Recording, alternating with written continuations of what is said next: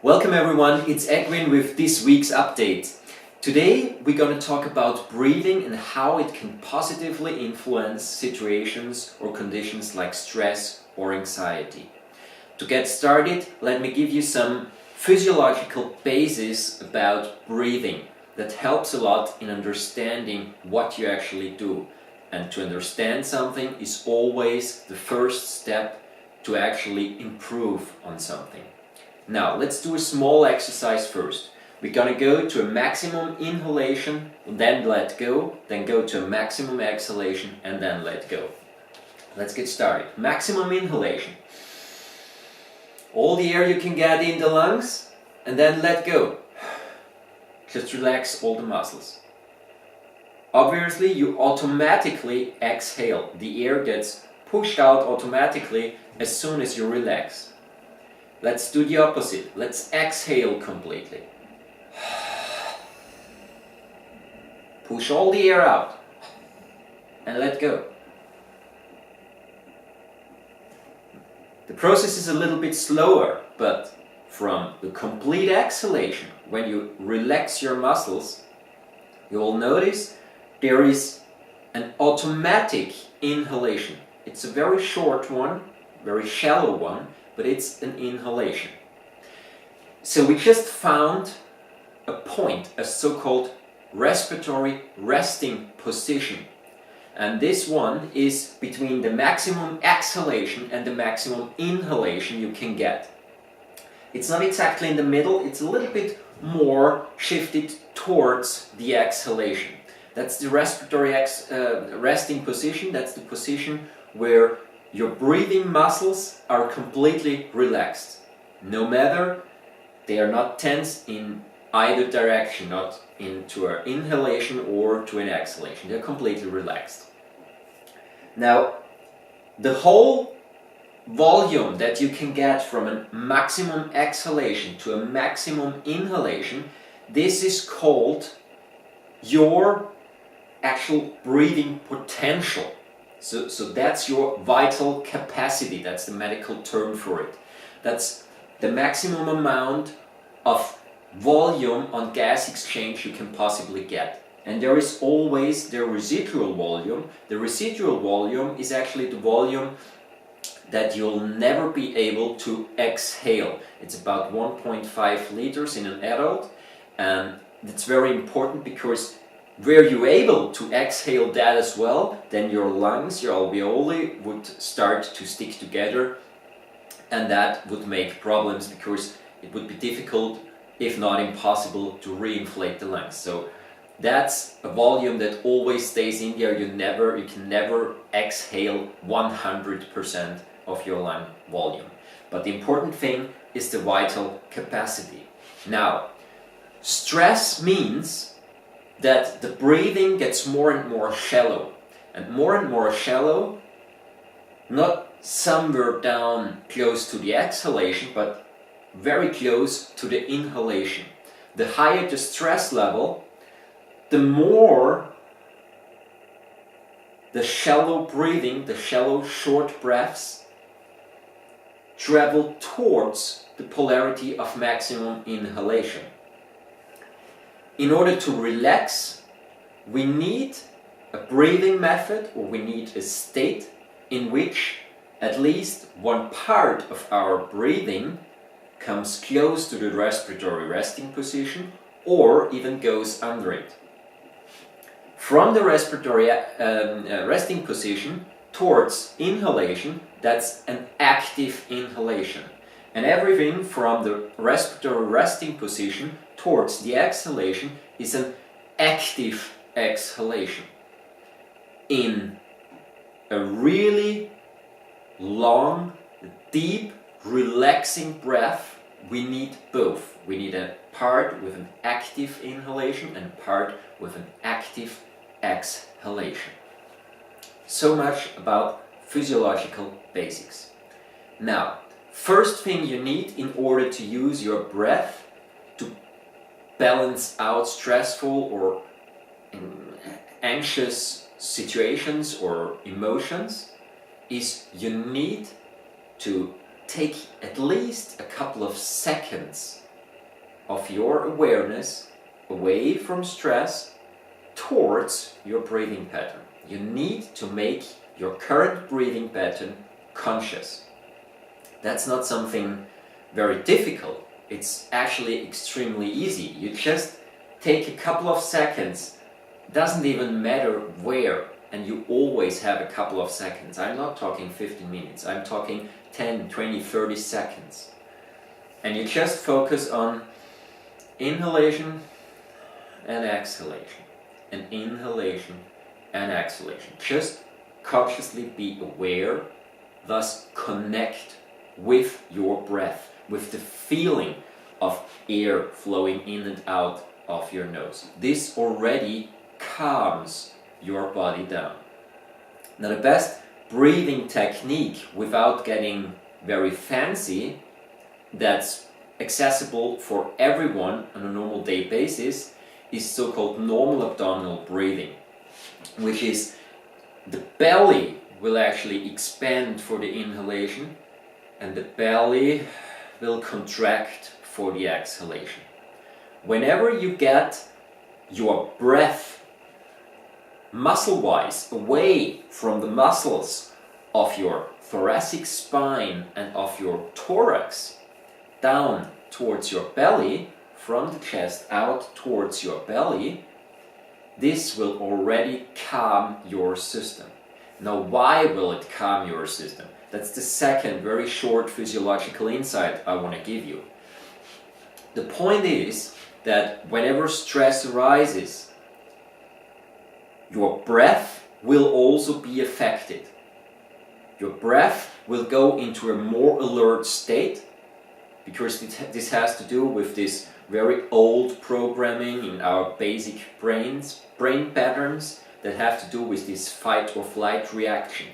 And so the basic idea is shorter breath, but also more volume that's already in the lungs in order to sort of have more reserves in that very situation, which is great for a very short period of time. But as long as we are in a society where stress sometimes lasts for half an hour, a week, or even longer, that's not a healthy breathing pattern.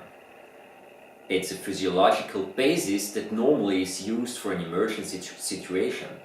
Having constant stress means that the body is physiologically in a constant emergency situation, and we try to get out of that. Now, luckily, breath or breathing has two parts to it. It's partially conscious and partially unconscious. Meaning, whenever you're in an emotional situation, no matter if a positive or a negative one, your breath will automatically react to it. Your breath will react to your heart rate. Your breath will react to whether or not you need more oxygen because you're running or something like that. So that's the automatic response of your breath. That's the unconscious part. Now, on the other hand, we can decide, for instance, to hold our breaths. We can say, I hold my breath for 10 seconds, or I try to hold it for a minute. Or I can try to make a longer inhalation and a longer exhalation. So there is a conscious part to it. But what does it mean, partially conscious? We cannot kill ourselves by holding our breath as long as we're not, for instance, underwater. Why? If you're mentally extremely strong, you might be able to hold your breath until that point when you get unconscious. But the second you become unconscious, your breathing reflex will kick in automatically and take over. Now, this position of breathing between the conscious and the unconscious, this gives breathing per se a very, very important role, because it means whenever you're in a stressful situation, for instance, the breathing will adjust to these rather short boosts. But if you're able to consciously take control of your breathing frequency, then the body says, okay, one of my main regulatory systems just tells me that there is no stress, because the breathing pattern doesn't match a stress response. And as soon as that happens, you actually already broke the chain reaction of stress or anxiety. Which is why every form of conscious connection with your breath is already breaking free of a stressful chain reaction. If you can manage to have this inhalation and exhalation even deeper in your body, because you're using your abdominal muscles and your diaphragm rather than the muscles in the chest, this is already stage 2.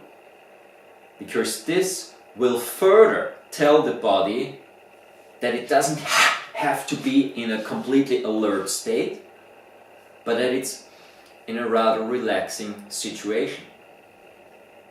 And a relaxing situation, even if there is a lot to do, even if you have to be focused, is also always the one where your brain has got more oxygen and where you're mentally at peak efficiency. In stress, you're never at peak efficiency with regards to your focus or to your mental capacity. There is one easy way if you feel you have been in a stressful situation for a very long time and you feel it's really difficult for you to get back into this abdominal breathing. There is one easy way to do that.